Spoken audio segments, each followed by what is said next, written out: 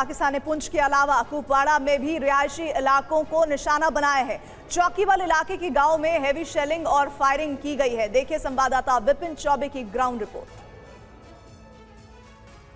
हम इस वक्त चौकीवाल इलाके के उस गांव में मौजूद हैं जहां पर यह सब कुछ देखने को मिला है, लेकिन सबसे पहले आपको पाकिस्तानी गोला जहां पर आकर गिरा था हम वो दिखाते हैं और आप इस जगह से अंदाजा लगाइए कि उस गोले में कितना दम रहा होगा कि इस पूरी जगह की मिट्टी निकल चुकी है, गड्ढा हो चुका है और चूंकि बारिश हो रही है तो गड्ढे में पानी भर गया है। उसके बाद उसके स्प्लिंटर्स जो होते हैं, उसके छर्रे जो होते हैं वो सीधे आकर इस मकान पर लगते हैं और ये मकान देखिए कैसे पूरी तरह से धराशायी हो जाता है।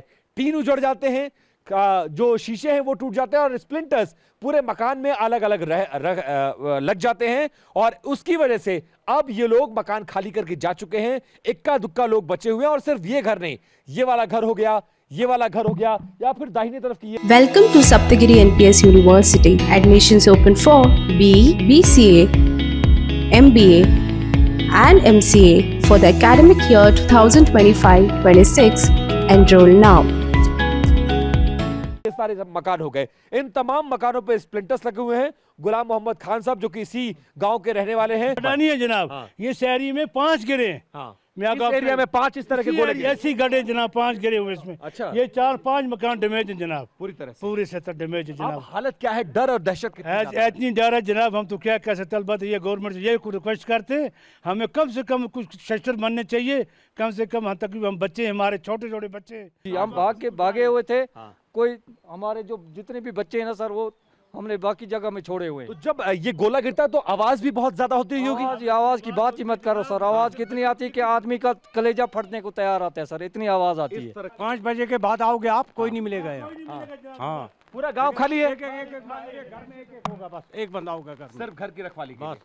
वो जो तो अब आप समझ सकते हैं कि ये सिचुएशन है और इस सिचुएशन में रहना इस इलाके में कितना मुश्किल है। लेकिन सबसे ज्यादा शर्मनाक स्थिति ये है, पाकिस्तान की आर्मी खुद को प्रोफेशनल आर्मी कहती है और जब आतंकियों को पालना पोसना उसका धर्म बन जाता है और भारत जब जवाब देता है तो अपनी खींच निकालने के लिए इस तरह स्थानीय नागरिकों के इलाके को निशाना बनाते हैं। तो देखिए पुंछ और उरी की आपने ये रिपोर्ट देखी और यहाँ पर साफ नजर आता है कि भारत की स्ट्रैटेजी और पाकिस्तान की सोच में कितना बड़ा फर्क है।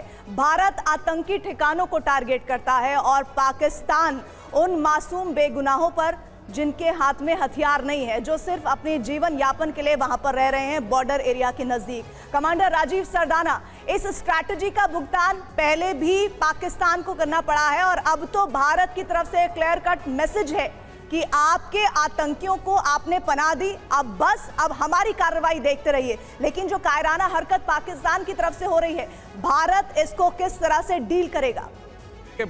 भारत को तो बिल्कुल स्पेसिफिक और पिन पॉइंट चीज पता है उन्हें क्या करना है। आपने आतंकी भेजे, हमने आपके आतंकी लॉन्च पैड्स को खत्म किया, आपके ट्रेनिंग सेंटर्स आतंकी ट्रेनिंग सेंटर्स को खत्म किया। उसके बाद आपने हमारे डिफेंस एरियाज पे अटैक किया, हमने आपके ड्रोन अटैक से आपके डिफेंस एरियाज पे और आपके एयर डिफेंस को ख़त्म किया।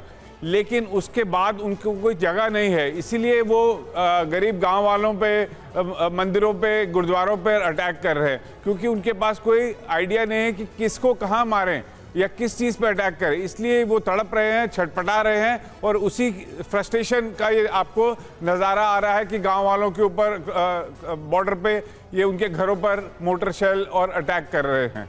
जी हाँ।